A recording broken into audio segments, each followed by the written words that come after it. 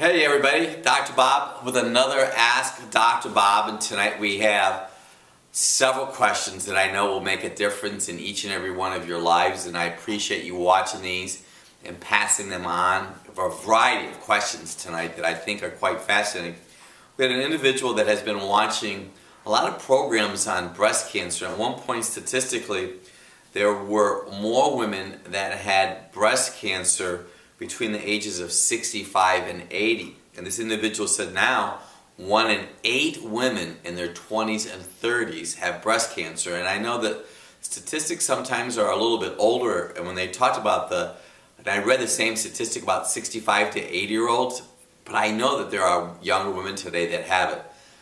And I can tell you from my experience that 95% of all breast cancers are due to too much estrogen. And estrogen is literally everywhere. It's in the food we eat, in the water we drink, and what we're applying to our skin. So I want you to be aware, from my experience, I would avoid soy. I know that some of you might be vegetarians, you might be vegans, and I know that a very primary source of protein for you are soy products. Well, we use rice protein in our practice, we use pumpkin protein in our practice, and we also use egg white protein. And vegetables themselves are a great source of protein. I would avoid soy, I would avoid canned food. But what we really see is a compromised liver. The liver processes estrogen. So if you have too much estrogen in your body, which is a common body signal, which is tender breasts and a heavy menstrual flow, we need to work on processing the estrogen through your liver. You need B vitamins, that's Bravo B vitamins, anywhere from 1 to 6 on a daily basis. You need to make sure that your liver has the right foods. We use Dr. Bob's ABCs, half a red apple every day, 1/3 cup of beets, 4 or 5 baby carrots. I want you to know that we can test for your urine estrogen. There's a urine estrogen number 2 and number 16. The number 2 is definitely better for you than number 16. And the way that you increase the number 2 estrogen is by eating more cruciferous vegetables. So the number 1 health food to prevent breast cancer in men and women is broccoli. Steamed, raw, sauteed, and grilled. I know it will make a huge difference. Now, an individual actually sent us a question via Twitter, and we do appreciate the question. And the question was, my daughter has a condition called Tinea Versicolor. That happens to be a fungus-based challenge. And I know from my experience that individuals that tend to eat and have a passion for sugar have a greater increase in fungal problems. You could use an antifungal soap, you could use an antifungal cream, but you want to know what really is going on? The fungus is literally growing in the colon. We use a product from Biotics Research Corporation called ADP, which is emulsified oregano. We also use a product called Agricept L. But the real challenge is you need to stay away from sugar. Sugar feeds the yeast. If you consume and you have a passion for bread and pizza and any kind of doughy, that means you're feeding the yeast in your body. You want to make sure that you are clear of sugar. And it's definitely a huge problem today. If you crave sugar, we encourage something called chromium or alpha-lipoic acid. How do you clear spots that are under the skin? I've tried a product called Tetrasil tablets and another product called Duax, BUS, still not fully cleared. Can you help me? A couple thoughts about skin and scarring. I have found that individuals who have high copper and low zinc tend to have skin challenges. High copper, low zinc. How do you know if you have low zinc? White spots in your nails, large pores in your face. We see a lot of challenges with adhesions and scar tissues with not enough zinc.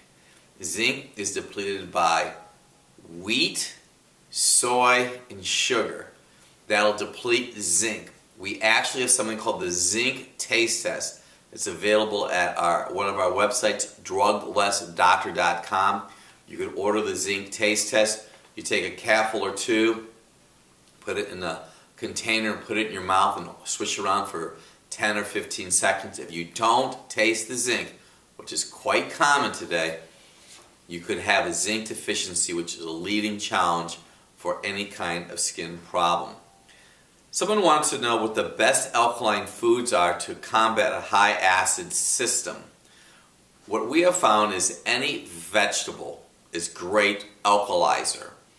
And we know probably some of the best alkalizers are citrus. A lot of people think that citrus is acid. Citrus becomes alkaline in your body. We don't even promote citrus in individuals that are 40 years old or older because it will be a factor in fibromyalgia. Any type of green vegetable. I'm going to throw a little nugget out to you. When you are stressed, it uses up bile. Bile becomes thick and pasty. Stress causes an acid pH in the body, as we just mentioned. We do not promote alkaline water. I would encourage you to use Celtic sea salt. Celtic sea salt is really awesome. Any kind of sea vegetable would be good. You want to make sure it's organic. Challenge out there today with conventional kelp is it absorbs all the toxins from the environment. What are the best foods for digestion?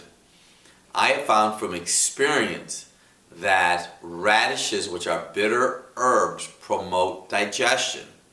You say, Dr. Bob, radishes are good for digestion? No, they promote digestion. They promote liver function. I know that bromelain is a digestive enzyme that's found in pineapple. I don't promote pineapple. I can tell you that you want to minimize your fluids with your meals. You never want to consume ice cubes with your meals. It'll stagnate digestion. I can tell you that green apples will stagnate digestion also. I know that the Indian culture, that is Asian Indians, use curry. Curry promotes digestive activity in the body. I would just minimize water. I know digestive enzyme and even the food papaya might be a great help. Okay, now this is one I want to really read for you. It says, I'm using a new skin problem. It's called Nerium with Oleander plant extract. Could this be dangerous if absorbed to the skin? Sound like this plant has a lot of risk. It is an anti-aging night cream and I really like it, but I think I might be sensitive to it.